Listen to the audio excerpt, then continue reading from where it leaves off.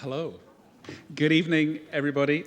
My name is Roland Gulliver, and I am the Artistic Director for TIFA, the Toronto International Festival of Authors, and I'm delighted to welcome you here to the Glenn Gould studio for this evening's TIFA Presents event with Matt Haig in conversation with Nita Prose to discuss his new novel, The Midnight Train.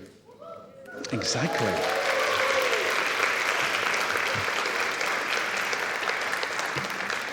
Words and stories have been shared in this land for thousands of years, and the Toronto International Festival of Authors operates on the traditional territory of many nations, including the Anishinaabe, the Chippewa, the Haudenosaunee, the Mississaugas of the Credit, and the Wendat peoples.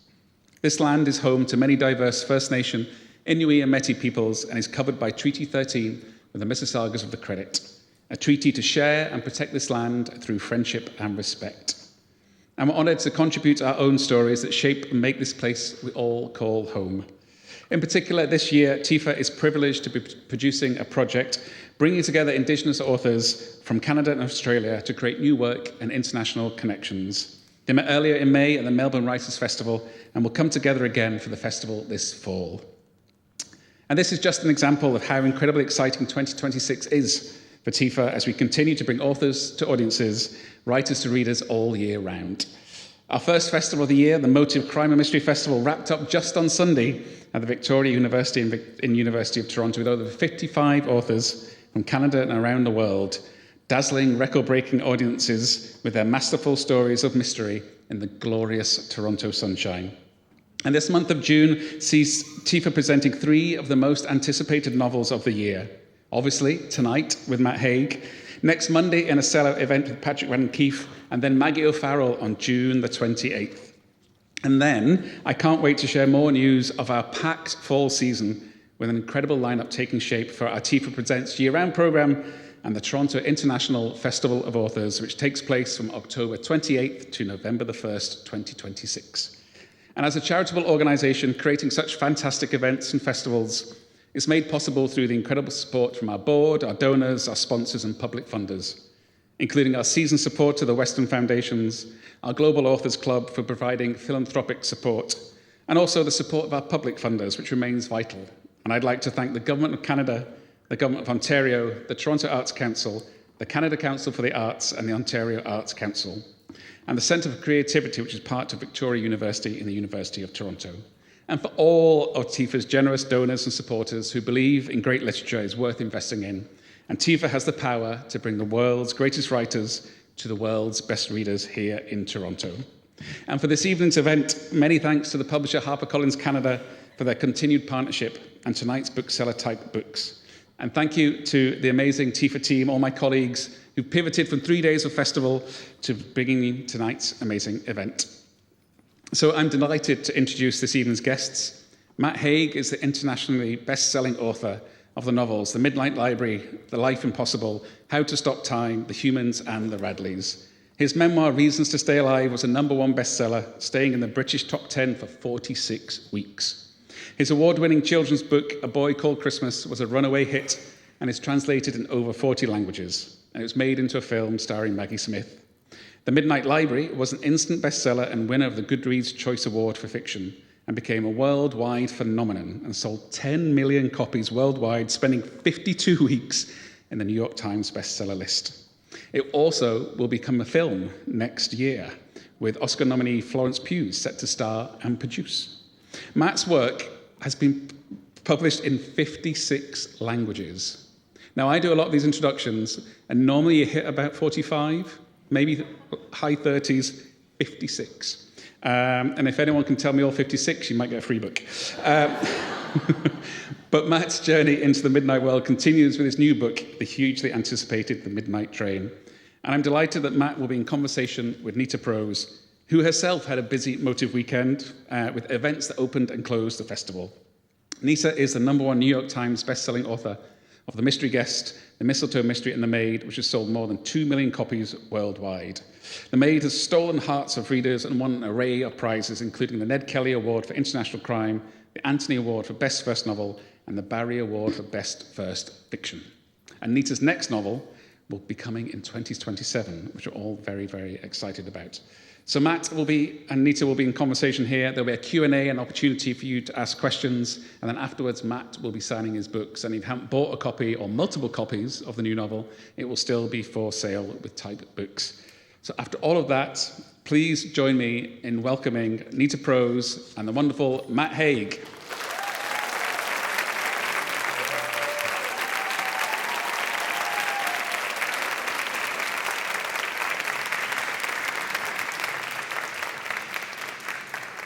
Well, hello, Toronto. It is so exciting that you're here, and it is especially exciting, and you can hear it. But I can't see it. I can't see it. So it might be in my head. There might be no one actually there. This could be an episode I'm having. It could be, but I doubt it highly, unless we are very well connected. So I'm going to give you a break to start, and I'm going to ask them a couple of questions. Oh, okay. Yeah. And the first question I have is, how many of you have read Matt's books? And the second question is, how many of you are fans of the Midnight Library? You can just keep going. I know, it's pretty great. I'll just sit here. Welcome to Canada, Thank Matt. you. Oh, it's a relief to be here. I've been in the other place. Well, we are obviously delighted to have you, and I think you can hear that from this warm welcome from this very warm crowd. For those of you who have yet to read his latest, The Midnight Train, why don't you tell us a little bit about this book?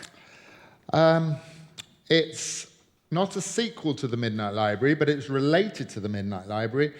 And it is about a man called Wilbur who, at the end of his life, finds himself on a train station. A train pulls in and takes him back through his life, from his childhood, through his first love, through his marriage, through his externally successful business career, through a lot of regret and pain and grief, and some fleeting good times too. And it's about where he or us would step off that train and what we would do to change the past, basically. And I love that you've And it's got a train in it. Well, definitely got a train. That's the most important thing. No, it didn't have a train in it in the first draft. It wasn't called The Midnight Train then. What was it called? What was it called? It was called The Memory Thief. And it was about AI. The first draft was about AI. And it was about the man at the end of his life, but instead of getting on a train, he'd gone to an AI software company to sort of pay to relive his life like via software. And so he would feel like he was living his life, and he wouldn't know that his future self had paid for him to relive his life. And then he went on honeymoon to Venice, and Venice started disappearing, and his wife started disappearing.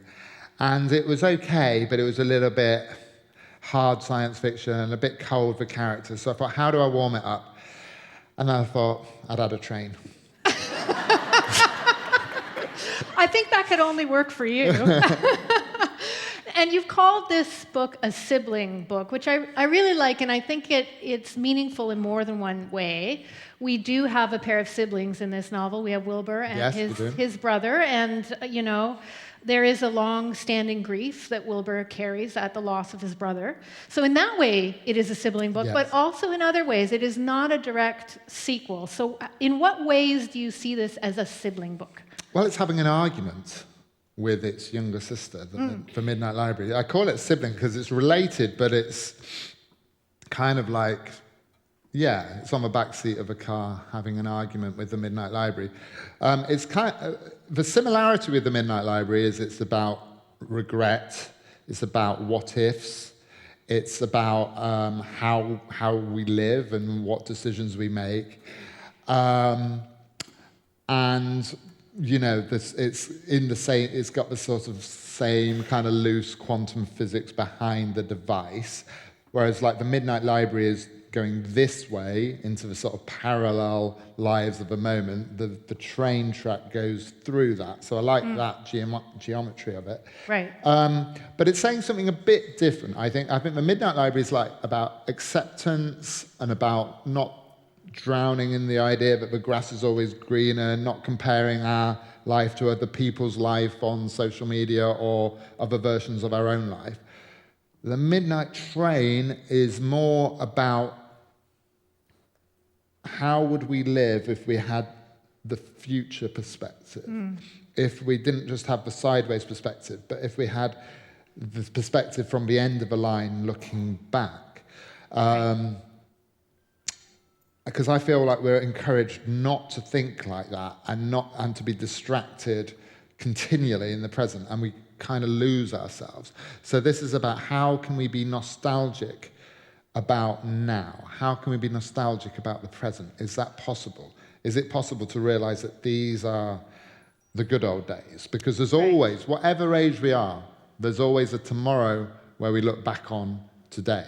And so how do we have that perspective?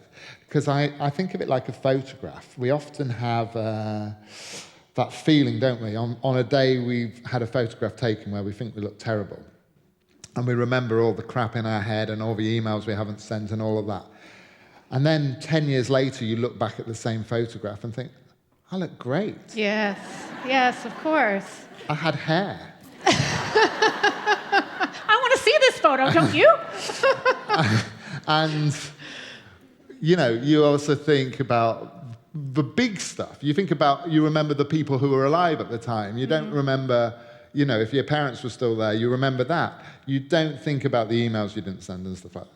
So I was thinking, how do you have that perspective of the sort of past photograph, but how do you have it now? So I'm quite bad at it. I'm not writing from the wise place. I'm writing what I need to hear. Right. And I think part of the trick of that is to really feel the joy of that nostalgia and not slip into the mourning. Yes.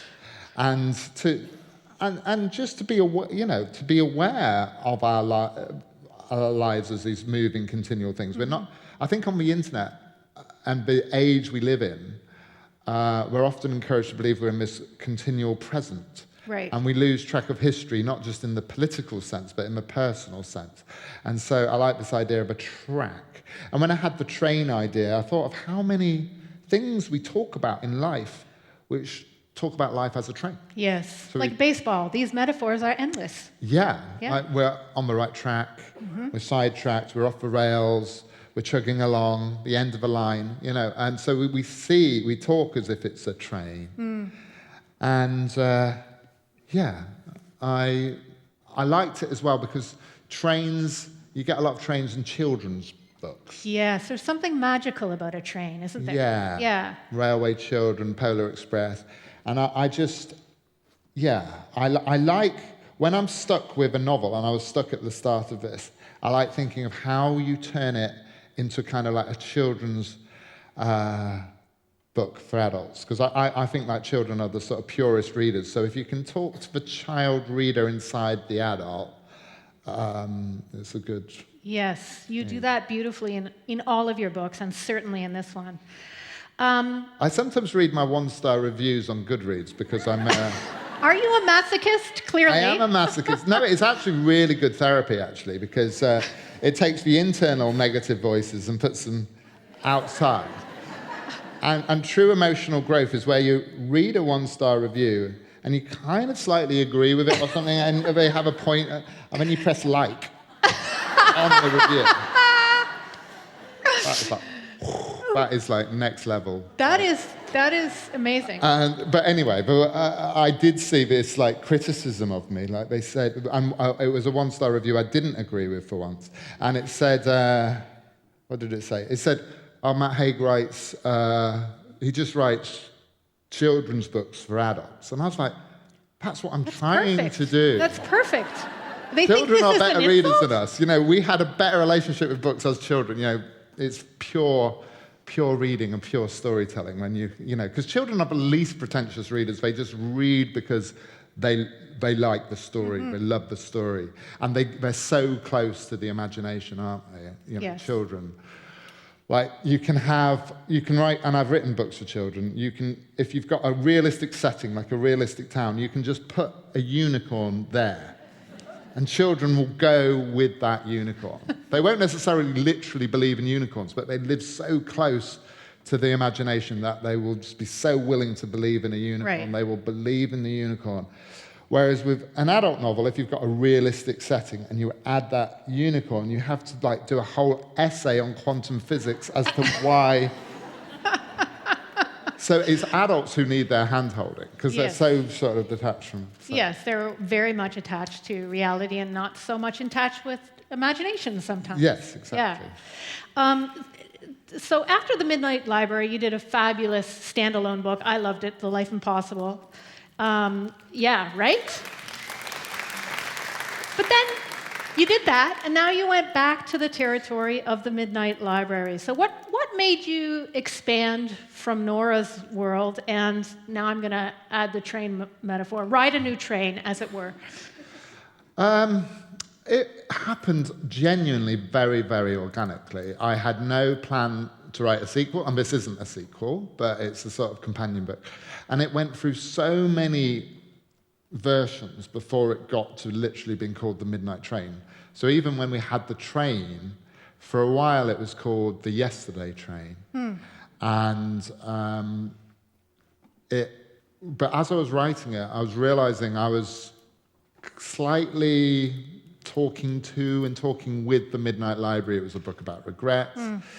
It had a sort of similar device. It had a very Mrs. Elm-like character in Agnes Bagdell. So, and there was a lot of parallels. You had this, the librarian, Mrs. Elm, became the bookseller, Mrs. Bagdell. It was literally mirroring it. So it got to a point where to not reference and speak to The Midnight Library would have been the weirder thing. So Right. at that point, when I made that decision, I made the links more clear and brought one of the characters in, and it was properly in the same world as. But it happened literally in a very natural way. Yeah, that's kind of incredible.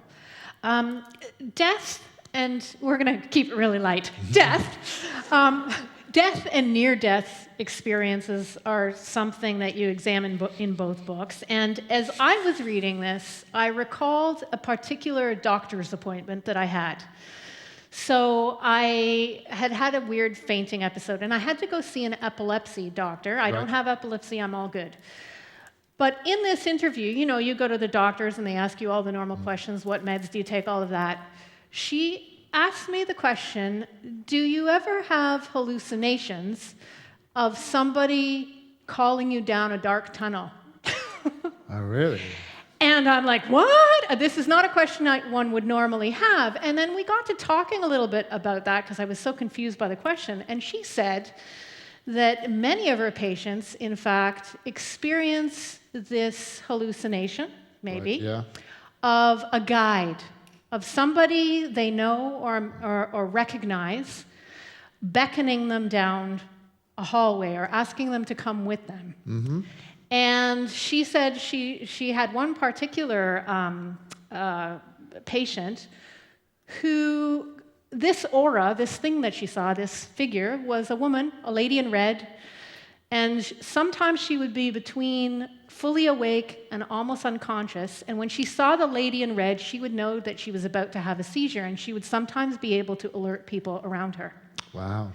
And I thought of this so much with Agnes in your book, this notion of a spiritual guide that Wilbur creates for himself in order to make his stops on the midnight train. Tell me about that. That's so interesting, because I'm from, my dad's epileptic, my sister's had a seizure last year, so maybe I'm about to have a seizure. Maybe. Do you see a lady in red? I don't know, no, but I was one in my imagination. The really spooky thing is, since I've written this book, I've started already to get messages from people who say that their father or grandfather, when he was on the edge of going in and out of consciousness, he was talking about a train pulling in to the station. And yeah, that's strange. I just think... Welcome to our seance. Anyway, we're about to... Where's the Ouija board? Did one of you bring it? But I do think that there's something that you capture about the surreal sort of world that you bring into the metaphor of the book that feels deeply connected to some sort of bigger mystery about life. Yeah, and holding on to that epilepsy thing for a moment, there was masses of research done into what happens to people's brains during an epileptic seizure. And across thousands and thousands of, I can't remember the university that did the study, but they did thousands and thousands of, monitored thousands and thousands of epileptic people's brains during a seizure. And obviously, given the numbers, some of those people died during their seizure. And that's when they discovered that after the heart stops beating, the brain has this sudden burst of energy and activity. And the region of the brain, I'm not good at brain regions, but it's the memory. The memory functions sort of like burst into sort of firework displays of light as all the neurons go crazy. And so that's lent further speculation to the idea of our life literally flashing before our eyes. And so that's what started me to get thinking about that idea and how that would be and how memory works. Because memory doesn't work in a straight line. It has stops and then it has speeding, some parts of your life are sped through and then it has stations where you stop. So that's another reason I thought of a train. This book is a love letter to books in a lot of ways, and it, it's also about the power of art. And I love that Wilbur, our protagonist, works in a bookstore, and he has this magical ability to pair the right person with the right book, which I think as authors is something that I've always just admired in people who can do that. Yeah, and that's also like a comment, I think, on sort of contemporary book culture, where very often on Amazon and Goodreads and stuff, it's all about the average. Yes. The average approval rating. And I think that's a fundamentally wrong way of looking at books. It's like looking at people that way. You can have exactly the same book, and it can have a 5-star rating and a 1-star rating, and both those ratings are correct. Yes, exactly. Both those ratings are correct. Even within the same person and the same life, you can read a book at one point in your life, and it'll totally hit the spot. And then you read it like later when you're married and in a different position in life, and it'd be like, what's that about? Like Catcher in the Rye. Yes. That was like my favourite book for a good year or so when I was like 19 years old. And now when I look at Catcher in the Rye, I'm just like, what are you whining about? You know what I mean? And it's the same book. And both reactions are both right. Yes. We live in this age of the average, and it's just so anti-creative, isn't it? I mean, like, it's stupid as well. Like, Shakespeare has a 3.8 on Goodreads. He's okay, but not great. No, he's like, he's at least a 3.9, actually. But, it's silly, like, having to average everything out. And not because there shouldn't be 1-star reviews, but there shouldn't be you know what I mean? There shouldn't be this idea that one book is for everybody and this is what everybody thinks of this one book. Because books, the whole joy of books and the whole art of book selling and book recommending is it's totally personal. Yes. And it's an ecosystem too, right? There are all these authors functioning within that ecosystem and all of these readers functioning in it. Yeah. Exactly. And it's really good to argue and have different opinions of the book and to sort of like have a love. I genuinely, you want people to not like your book. Because if people strongly don't like your book, it normally means people will strongly like your book as well. You want to have strong opinions. It's really helped me because I used to be very sensitive about that. But obviously with Midnight Library, I had a lot of opinions, a lot of positive opinions, but also a lot of negative opinions. There was a YouTuber in Brazil who read the Midnight Library, and he's a massive YouTuber. He's got like 36 million followers. He's like the Mr. Beast of Brazil. He wrote he published a vlog on the Midnight Library, and in Portuguese. And I translated it. And the caption was, "The Midnight Library is the death of literature." Ooh. And that video made the Midnight Library a #1 hit in Brazil. And So did you like it? Yeah. Like? Well, because the video itself created strong reactions and people defended it and stuff. In the internet age, unfortunately, if you have strong opinions in both directions, that's when something becomes... I mean, you can almost think of any celebrity who's massive. They will have massive hate, massive love. Any book that's big becomes a talking point book because there's strong opinions either way. So you have to get over that wanting everyone to like you thing, because it doesn't even work. Absolutely. I also think, as writers, we want readers to feel something. Yeah. And some of those feelings might be incredibly negative. Yeah. And if we genuinely want books to be truly central to culture and, right up there with film and music and everything else, then we can't be precious about how people treat books. It's just like get out there in the sort of rough and tumble of culture. Yeah, absolutely. I have often thought, because you have a degree in philosophy, that you've. I don't have a degree in philosophy. Oh, but you studied philosophy, rather. What did I study?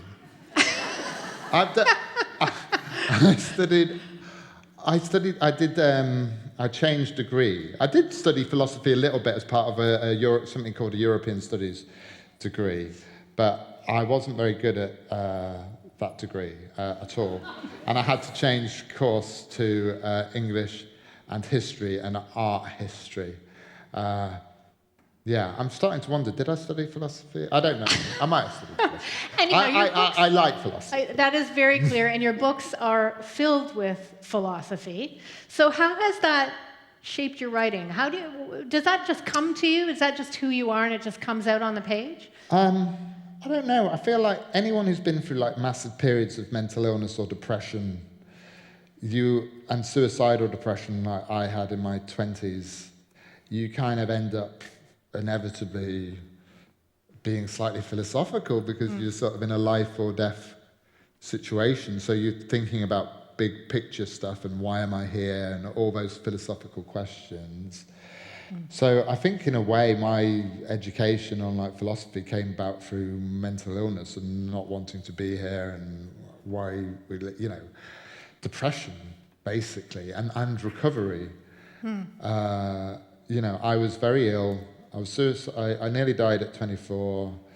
I was in a state of quite severe panic disorder and depression and agoraphobia and OCD and stuff for many years after that. One of the reasons I'm a writer is because I literally couldn't go out and get a 9-to-5 office job. I couldn't leave a house at that point. And I think that I've always been drawn to philosophy because it feels like something that sort of understands the wavelength you're on when you're in that sort of mode. And perhaps sometimes offers a way out or a way beyond or maybe a hope.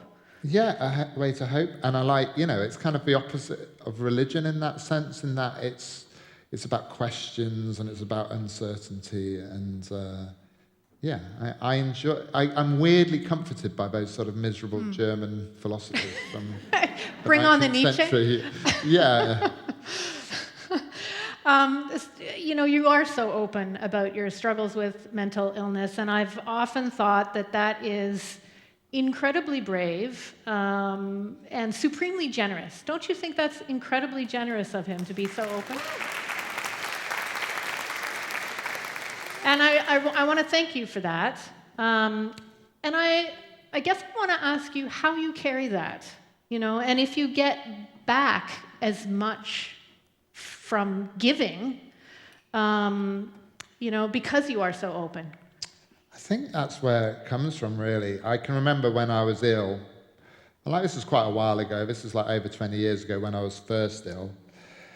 I can remember alongside the physical and mental symptoms, this being this sort of overlay of loneliness, this capital L loneliness, this melodramatic feeling like no one had ever felt like this. No one, this feeling of being far away from people who are right next to you, this distance and loneliness. And part of that was the kind of wall of silence around mental illness at that point.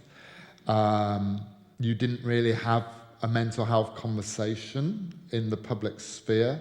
When you thought of mentally ill people, when I thought of mentally ill people, I thought of dead people. I thought of like suicides like Kurt Cobain and Sylvia Plath and Hemingway and stuff. I did not, it's different now. You think of people who live with it, who survive and thrive.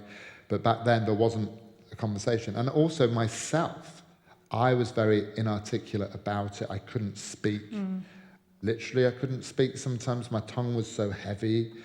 Everything had a weight to it. Like, I was just in monosyllables and grunts. I just couldn't talk for months and months and months. So I had all this built-up stuff. I didn't see therapy at that time. I've since had therapy, but at that point, I was scared of therapy. I was scared of treatment. I was prescribed the wrong pills. So I was just in this very stuck, wordless place. I had that U2 song, Stuck in the Moment, always in my head. That song's about suicide because it's about Michael Hutchence, who was Bono's friend who died. So I had that playing on repeat in my head all the time. And I just felt totally stuck in this kind of silence. So for me, when I eventually, many years later, learnt a way of speaking quite simply about it, it became so therapeutic. And what I think I was doing was I was communicating. I was sort of sending a signal out into the world, like I'm just basically wanting to not feel alone. So I think it's not really a selfless act. It's nice to feel useful after feeling useless. You know, you don't often feel useful when you're writing a novel.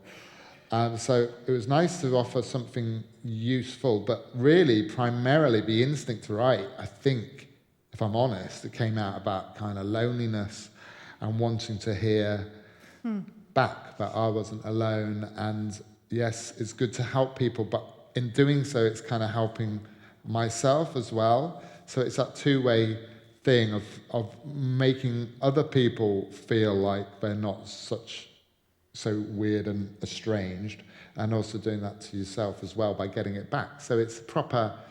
I totally believe that readers and writers are exactly on the same level and kind of having the same conversation. Yes. Like when I'm reading a book, I feel like I'm on that level and just having.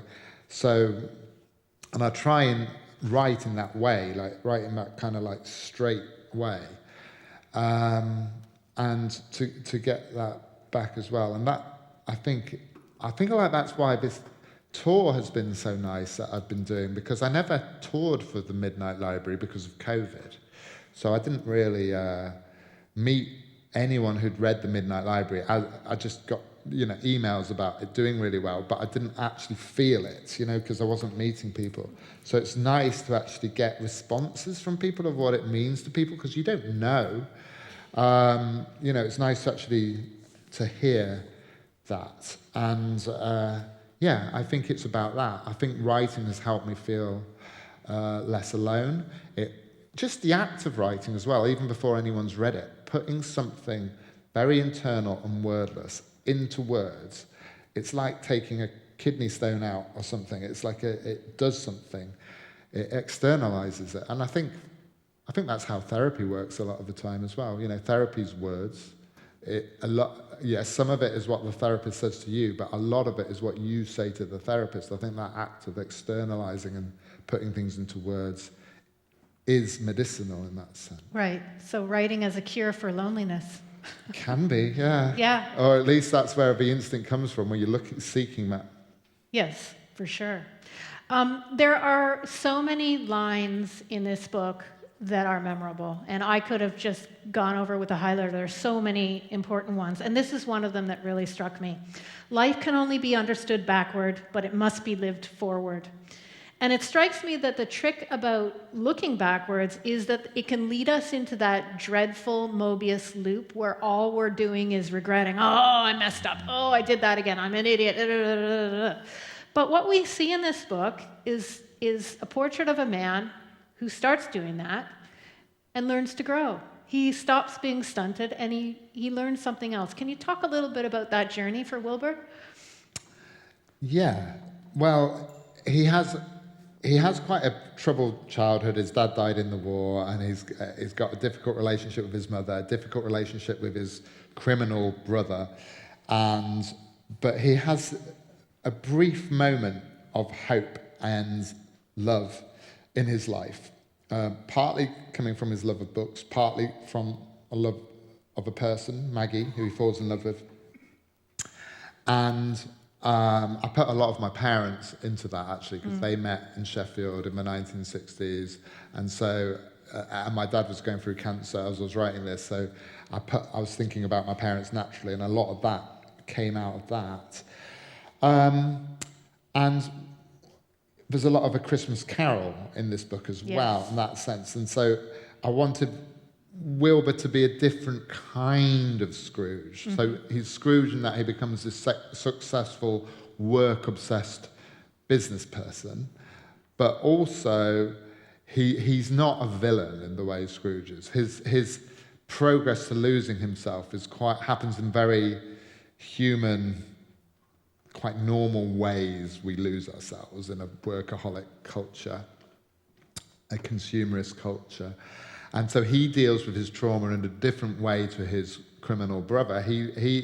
But he equally loses himself. He loses himself in socially accepted ways of external success and validation, and people thinking he's this business hero and stuff like that. But he gets out of it.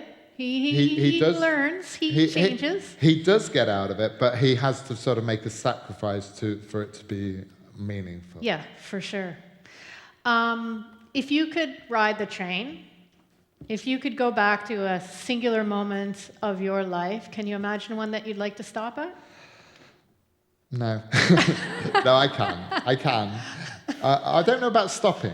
Like, I would... no, the one thing I feel like I missed a lot, like when my kids were little, when they were young, I was very ambitious, I was very lost in work. They're now 17 and 18, and they're great, but it's a different stage of life. So when my kids were very little, I'd like to sort of like go back and see a lot of that, because you forget it so easily, and it's a cliche, but it does go very quickly. So I'd like to go back there, but maybe just to see it from the window, because the sleep deprivation was quite interesting. That part is not so fun, is it? The structure of this book, and many of your books, it's so you.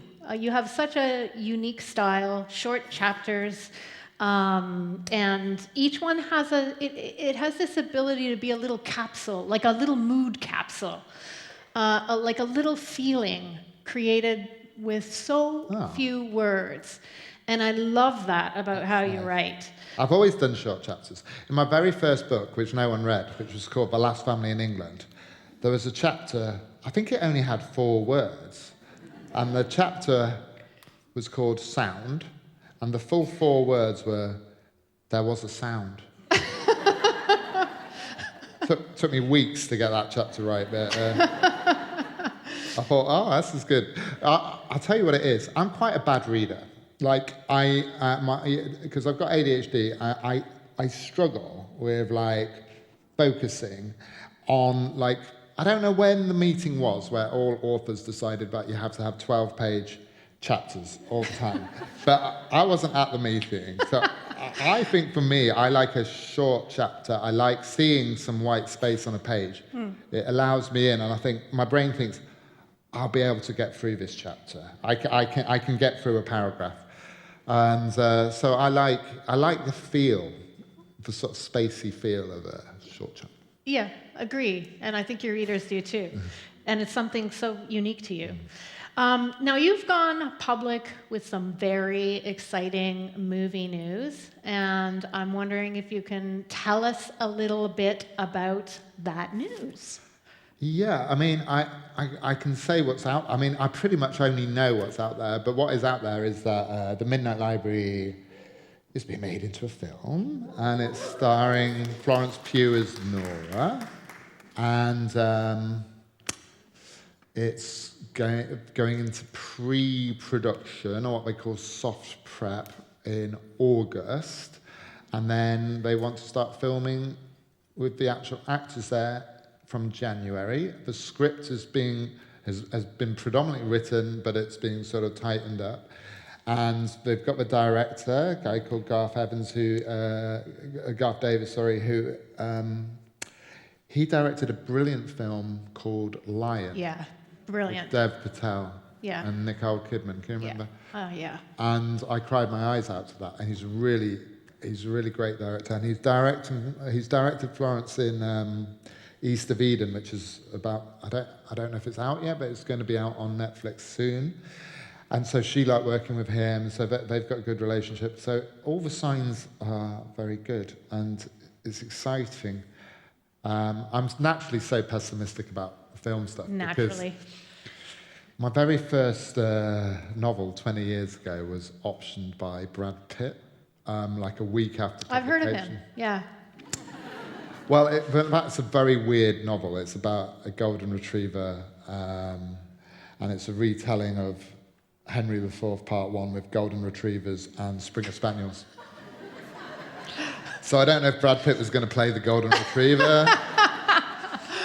I don't know what, but like I got really excited and I thought I'm going to be super rich, I'm going to move to Malibu next week and this, that and the other. And that didn't quite happen. I was struggling writer for a long time after that, and that film never happened. So from that moment of disillusionment, I've always stayed, you take what you actually know and you don't. But I think by the time they've announced Florence Pugh, they've announced the date it's starting, they've got the script, they've got the date, they've got finance, they've got everything. So I reckon it's at least 5% likely to happen. Yeah, that sounds about right. That sounds about right. Hey, and if they make it and it's not very good, there is a plus side, and that's that all of these lovely people will go to see it and they'll go, well, it wasn't as good as the book. Yeah, right? Exactly. I mean, the worst thing that could happen is that it's better than the book.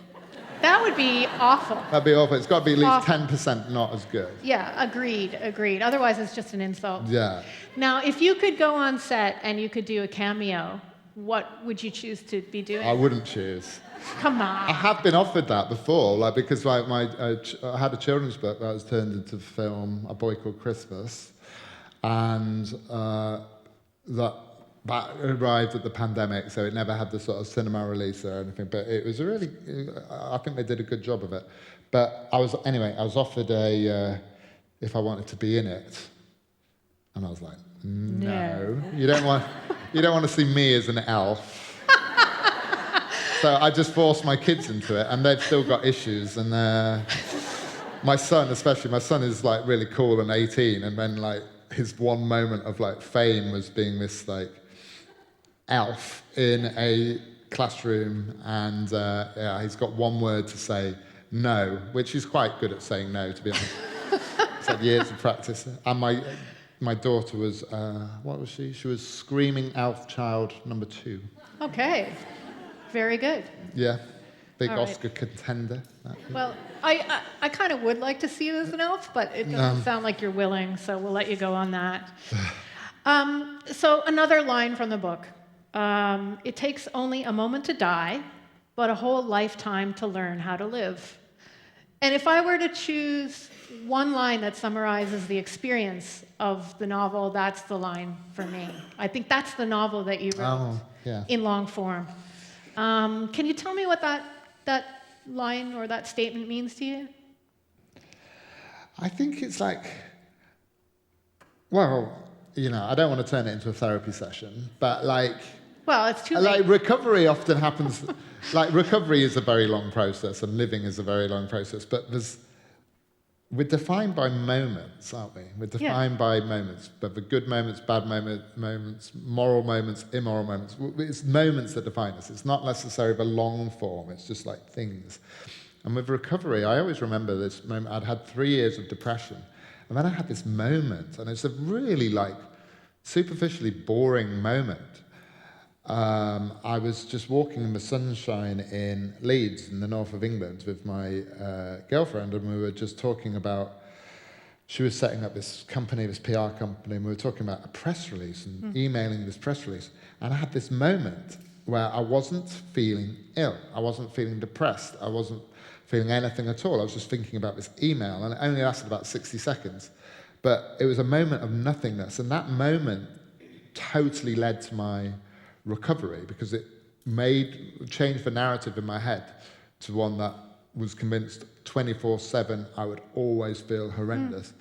to realizing that I could have moments without it, and that a minute could become 2 minutes, it could go in 3 minutes and 4 minutes. And so this moment sort of spread into something big and broad and wide. And I think, like, it only takes a moment for a life to go wrong, but it can sometimes only take a moment for a life to go right. And it can often be an invisible, unnoticeable thing. We could be walking past someone who's having their moment at any point. It can just be a thought change. It can be them getting an idea for a novel or whatever it is. It can be an unseen moment. And I'm quite obsessed with that idea. Yeah, I think that's the very definition of hope, is to have one moment where you feel it and then want more. Yeah, Long for exactly, more. and head towards it. Head towards it. Create it. Find ways. Right? Yeah, on the map of yourself, you see that moment. Yeah, absolutely. Yeah, absolutely. So what is next for you, Matt? Might there be more Midnight Siblings, or where are you off to next in the world of your writing? Bed. And He's been on tour for a month. So. I've been on tour. Yeah, I've never been away from home this long. I've been away in Germany, and then around the UK, and then around the US, which is doing great at the moment, isn't it? The US, I was just felt so relaxed all the way through. Well, your book is doing very well. The US, yeah. And then, this is the last 2 days of the tour, and then I'm back home for summer, and it'll be lovely. In terms of writing, I don't know. I feel like there will be possibly a more, there'll be a book that's more of a sequel to The Midnight Library at some point, but it possibly won't be the next book. Mm-hmm. The next book, I think, I don't know. I was branded like special needs at school, and that labeling on me without understanding that I was autistic and ADHD at that point led to a lot of issues, I think, with my own self-esteem, and pushed me further into the margins and into trouble and drink and drugs and shoplifting, and I got arrested at 16 and stuff like that. And I could have really gone badly wrong at quite a young age. And so I want to write either fiction or non-fiction about, that. Because we're in an age now, certainly in my country, where we have a lot of politicians say that we're in an age of overdiagnosis, and Gen Z are into their labels and fashionable and stuff. And I would like to write a counter argument to that about what it was like to be genuinely different and divergent, but no one knowing, and but the energy it took to be sort of, inverted commas, normal and stuff. So whether that be non-fiction or fiction, I don't know. But maybe something on that. You'll just explore and figure it out. Yeah, and to set it in the because I set a lot of this book, Midnight Train, 60s and 70s. Yeah. So I'd like to sort of set more in the era that I grew up in, the 90s and end of the 80s and stuff. Yes, and you're very good at creating that mood of a certain era. So we'll be excited to see the 80s through Matt's eyes. Well, I'm conscious that these people are going to have lots of fantastic questions, so I think we should probably turn to those now. Right. There are microphones on both sides of the theater, so we're going to turn the house lights up a little bit. And if you have a question for Matt, if you can just make your way over to the microphone and ask. Now, be very mindful that if you don't ask questions, then Matt and I will ask questions of you, and that could get really weird really fast. So, whatever you want to ask, now is your moment. Hello. Where are we going here? I think he's heading to the microphone. Oh, over here. This woman here. Hi. You mentioned you have short attention span. Yes. How did you focus to finish the book? Well, it's weird because I do have a short attention span, but I also paradoxically have something called hyperfocus, where when I'm super into something, I can only focus on that. So my attention's terrible on everything around that. So it becomes a point in a novel, and I'm not a planner, but I have it kind of there in my head, and I'm scared of losing it. So that fear makes me focus on getting the novel all written down before I forget it. And it's written in a big rush. like every sentence starts like a 6-year-old rushing into a house. It's like, and then this happened, and then, and then, and then. Like, it's my worst, like, feature and flaw as a writer. In that first draft, every sentence starts with and then. I've even got and then tattooed to my wrist. Because it's a thing that I do. It's to remind myself not to do it. But I kind of like and then, because like when you're stuck in that moment, it's good to remember that there's always an and then afterwards. So, but yeah, but I focus, I zoom in and think of nothing else. So yeah, it's strange ADHD, because it is scattered attention, but when you have something you're interested in, I think this is true about neurodivergence as a whole, because my son's autistic, and like it's impossible to get him to do all kinds of things, and he was struggling at the mainstream subjects. But when he finds something he's interested in, he will work super hard at that, and I think I'm like that. So it's a blessing and a curse in that way. Thank you. If we can go over here. Great. Thank you so much, Matt and Nita. That was wonderful. Matt, we spoke briefly earlier, and I said to you that for me, the comfort book is really my book. I haven't read either of the Midnight book. I will. I did buy it. The question I have for you, I'll be honest, is very simple.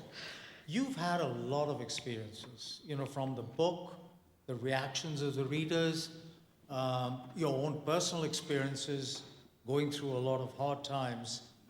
And because I like the comfort book so much, I want to ask you if you're going to write something similar, which will help a lot of younger people, who are going through a very troubled time. What, like in line with the comfort book kind of style? Yes, yeah. But for a younger crowd. Yeah. Well, maybe like that book I was just talking about, my idea for that, as with the comfort book, is to do it in very short chapters. Because that's how I think nowadays. I think in bursts and flashes.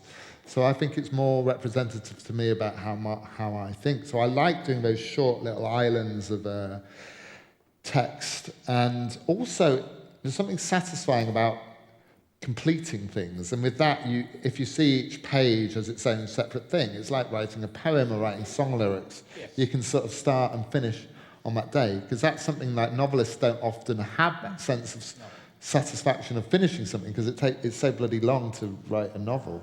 Right. So I like that style, but yeah, I think that book would be written in that way. Yeah. Wonderful. Thank you so much. Thank you. Good question. Hi. I'm a big fan of the Midnight Library, and I'm very curious to know if we will ever get the full story behind Hugo and his adventures through the video store. Yeah, the Midnight Video Store. Hugo Lefebvre is a character in the Midnight Library he's there for all kinds of reasons. He's there partly because he's had the similar experience of Nora, and that he's a slider. He slides between different lives. And he's in his own sort of between life and death world, but he enjoys it. He loves it. And I am tempted to write more Hugo. I just worry readers don't want that. But I mean, you're a reader and you want it, so I could. That for sure. Yeah, I mean, I think that he says something about, without being too like deep about it, I think he's sort of like something about modern masculinity, in the sense of like not wanting to stop anywhere, and it just sort of like continually trying on different lives. So I think I would enjoy writing that book. I don't know if it would need more of a story, it would need more Nora somehow. I don't know how to do it, but it's definitely something I've thought about. And the title's right there, because it'd just be the Midnight Video Store, which is where it's like. Let's go this way. Thanks you both so much. And Matt, thank you so much for being present and for your energy. I've been a reader of your work for about 15 years, and I know you have a whole book on comfort, and thankfully the person before me didn't ask this question, because I was like, what are the odds if they're asking the exact same question? But as a person, you grow, you change, you evolve. Your work offers me a lot of comfort, and I think many people as well. You have the whole comfort book. But where you are in your life right now, specifically even releasing this, being on tour, is there anything that brings you comfort in your day-to-day? That can be on this tour, that can be zoomed out, that can be zoomed in, and I know you have the whole book on it, but I'm just like, what now brings you comfort in the world as it is today? Food. Mainly. Really nice. I'll tell you what, I worked out this tour, the difference between a good hotel and a bad hotel. and it's very simple. If the hotel has salted cashew nuts, it is a good hotel. I love, you know, when a hotel has a jar of salted cashew nuts. Like, the hotel in Toronto, I've forgotten what it's called, but it has salted cashew nuts. Like unopened, though. You don't want it open. I love the satisfaction. You know, when you get a jar of something really tasty and you just click it open and eat. I like eating food and drinking coffee, and obviously when I'm home, I like being with my family, and I like my dogs, even my golden retriever, who's a really annoying person. But he's lovely. But he, you know, anyone who's had a golden retriever will know it's not easy, because going back to the food point, they don't know what food is. Food is everything to a golden retriever. We were told by our vet that if you pick up the average golden retriever and shake it, it rattles. There's a little rattle because of all the inappropriate things that they've got inside there. Try it. So it's a squeaky toy, basically. Yeah. Over here. No worries, thank you. That's a good question. Oh, sorry. Sorry. Hello, Matt. Hi. Well, the thing is, I didn't really have much to say. I was just thinking about it to come up with something to say. So, do you play video games? Do I play video games? Yeah. I do primarily. It's the only way I can have a relationship with my 18-year-old son is via the medium of sitting next to him playing Hitman and Grand Theft Auto, which I play very badly, but I do play. But I like Mario Kart. That's my level. Video games designed for 6-year-olds. Well, I was wondering if I could recommend something, because, Oh yeah, definitely. well, here or maybe somewhere, maybe when we. Should I recommend it right now? Sorry? I said, should I recommend it right now? Yeah. Have you got a game that you like playing? Well, it wasn't a game I was playing, but I just saw it on YouTube, and yeah, it's called Omori. Amori. Yeah, Okay. O-R-I, it's basically, Is it Japanese? yeah, the creator was Japanese, and Okay. I'll check it out. it's Thank you. actually- I'm into video games. I used to be very sort of skeptical about them, but they've really helped my son with his mental health, actually. Actually, this game is about mental health and depression and suicide. It's actually have a, how can I describe it? Have a very it seems brightful on surface, but as you play it and progress the game, it just hits you with topics like depression, suicide, guilt, and Okay. PTSD and trauma. And yeah, I would definitely recommend to check it out. I will definitely check it out. Thank you very much. Hi. Hi. I read your book, The Humans, recently during my exam season, and you wrote so wonderfully about the dog in the story that your main character connects with, and I was wondering if you had a dog as well that inspired you to write that character. What, in The Humans? Yes. I don't think we did have a dog. Or was it the Radleys? Yeah. Now, when I used to write dogs, I was always thinking of one dog. I had a dog called Murdoch when I was little, who wasn't named after Iris Murdoch. He was named after Murdoch in the A-Team. Can anyone remember the A-Team? Because I think that character was like a dog in human form, and he was like called Howling Mad Murdoch. So I had a Springer Spaniel named after Murdoch from the A-Team, and he was quite a mad Springer Spaniel. And like he's in a lot of my books called different things in the early ones. But now I have actual dogs. If a dog's in there, it's probably one of those dogs. But it used to be my childhood Springer Spaniel. That was the first time I really sort of like knew grief, actually, when he died, and so I really remembered that, and I often try and bring him back to life via fiction. Yeah, I appreciate it. Thank you. Good question. We have time for one more question. We're going to go over here. Thank you so much. So, hello, Matt. Thanks a lot for doing this talk here. Thanks for your attention. I am actually, so there are only a few books that have really impacted me in my life. And the first one that I read when I was an 18-year-old was called Tuesdays with Morrie. Yes. And then I had a chance to recently read your Midnight Library. And I have been pretty significantly impacted to the extent that I've read the book, but I still bought the book, and I'm looking forward to getting it signed from you.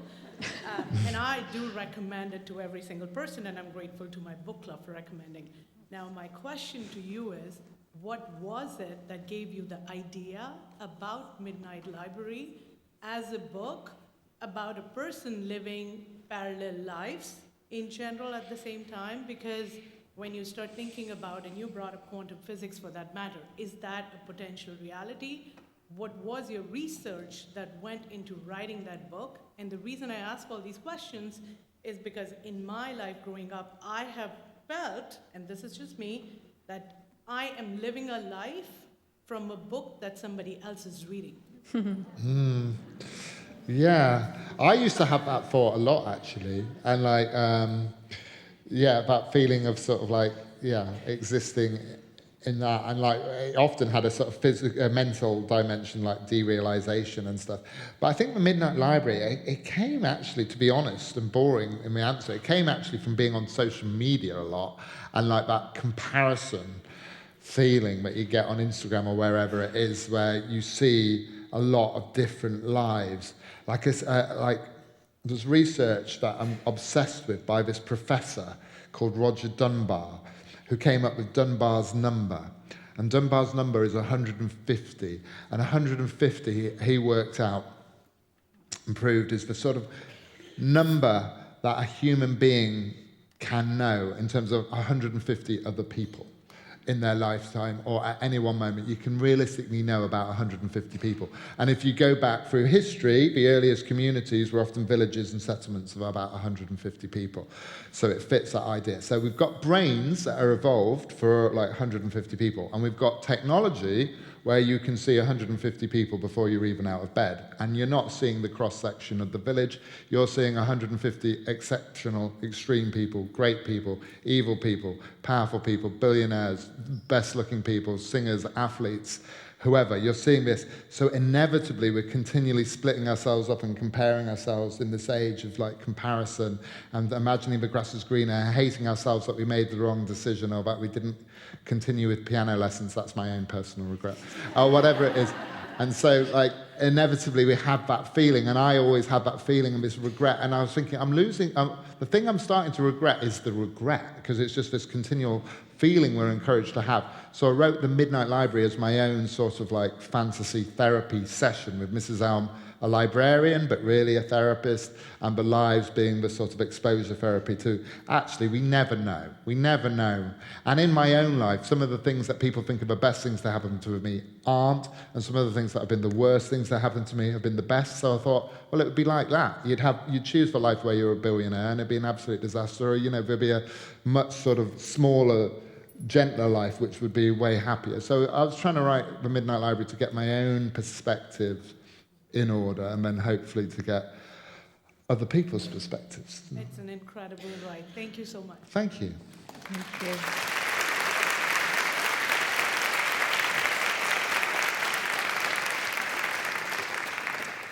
Well, I want to thank all of you for coming tonight and for giving Matt such a nice and warm welcome. He will be staying after this. Books are for sale just outside, and you can ask your other questions to Matt, and he will be signing books. I will. And thank you, Matt, so much for coming to Canada. I'm obsessed with this plant. It's lovely, So am isn't it? I. To me, this is your spirit animal. Here. Anyway, thank you. Thank you for so coming. nice to be in Canada. Thanks, Nita.